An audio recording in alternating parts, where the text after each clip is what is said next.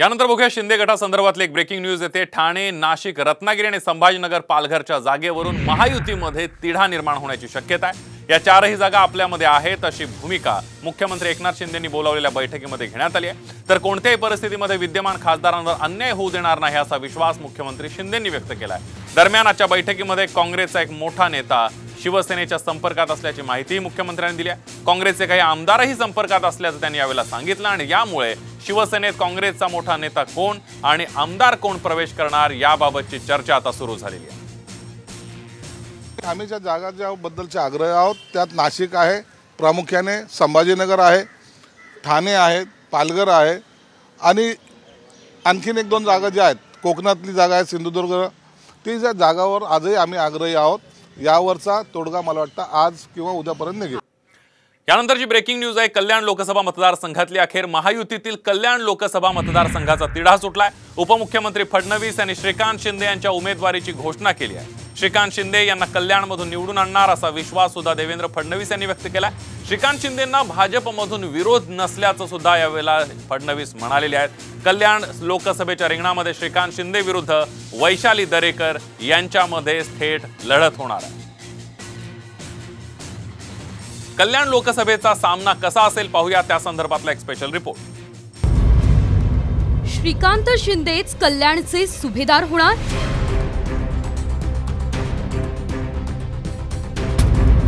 एकनाथ शिंदेंऐवजी फडणवीसांकडून घोषणा।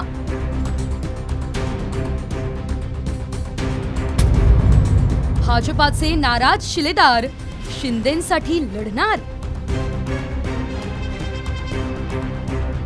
अखेर महायुतीमधील कल्याण लोकसभा मतदारसंघाचा तिढा सुटलाय। उपमुख्यमंत्री देवेंद्र फडणवीस यांनी श्रीकांत शिंदे यांच्या उमेदवारीची घोषणा केली आहे। श्रीकांत शिंदे यांना कल्याणमधून निवडून आणणार असा विश्वास फडणवीसांनी व्यक्त केला। तर श्रीकांत शिंदे यांना भाजपमधून विरोध नसल्याचं फडणवीसांनी स्पष्ट केलं। श्रीकांत शिंदे हे कल्याणमधले शिवसेनेचे उमेदवार असणार आहेत, ते महायुतीचे उमेदवार असणार आहेत। भारतीय जनता पार्टी त्यांच्या पाठीशी खंबीरपणे उभी राहणार आहे, पूर्ण ताकदीने आणि मागच्या वेळेसपेक्षा जास्त मतांनी डॉक्टर श्रीकांत शिंदेंना कल्याणमधनं आम्ही सगळे म्हणजे भारतीय जनता पार्टी, शिवसेना, राष्ट्रवादी, रिपाई, रासपा आमची जी एक बृहद युती आहे, ही युती त्या ठिकाणून त्यांना निवडून आणेल हा मी विश्वास। कल्याणमध्ये आता श्रीकांत शिंदे आणि ठाकरे गटाच्या वैशाली दरेकर यांच्यात थेट लढत होणार आहे। श्रीकांत शिंदे यांची उमेदवारी जाहीर होताच वैशाली दरेकर यांनी टीकेचे बाण सोडलेत। संभ्रम कधीच नव्हता, घोषणा फक्त व्हायची होती त्या ठिकाणी आणि मला वाटतं त्याही गोष्टी ज्या आहेत आता क्लिअर झालेल्या आहेत आणि सगळे जे आहेत ते जोमाने कामाला लागलेले आहेत। सगळ्यांच्या सहकार्याने या मतदारसंघामध्ये मोठं मताधिक्याने जे आहे ही महायुतीची जागा जी आहे ती निवडून येईल। श्रीकांत शिंदे यांची उमेदवारी देवेंद्र फडणवीस यांनी जाहीर केली आहे, तर त्यांचं चिन्ह काय असेल, कमळ का धनुष्यबाण, ते त्यांनी ठरवलं आहे का की कुठल्या चिन्हावर ते लढणार आहेत? आणि ह्याच्यासाठीच हा अट्टहास केला होता का? ही नामुष्की त्यांच्यावर ओढवली आहे की त्यांची उमेदवारी देवेंद्र फडणवीस जाहीर करतील? भाजपा नेते आणि कार्यकर्त्यांची खदखद टाळण्यासाठीच एकनाथ शिंदे यांच्याऐवजी देवेंद्र फडणवीस यांनी कल्याणच्या उमेदवारीची घोषणा केली असं म्हटलं जातंय। गेल्या वर्षी डोंबिवलीमधल्या भाजपा पदाधिकाऱ्याविरोधात विनयभंगाचा गुन्हा दाखल झाल्यानंतर स्थानिक भाजपा नेत्यांनी श्रीकांत शिंदेंविरोधात असहकार्याचा ठराव पारित केला होता। कल्याण डोंबिवली लोकसभा मतदारसंघात 6 पैकी 3 विधानसभा भाजपाच्या ताब्यात आहेत, तर राष्ट्रवादी आणि मनसेकडे प्रत्येकी 1 विधानसभा मतदारसंघ आणि शिंदे गटाकडे फक्त 1 विधानसभा मतदारसंघ आहे।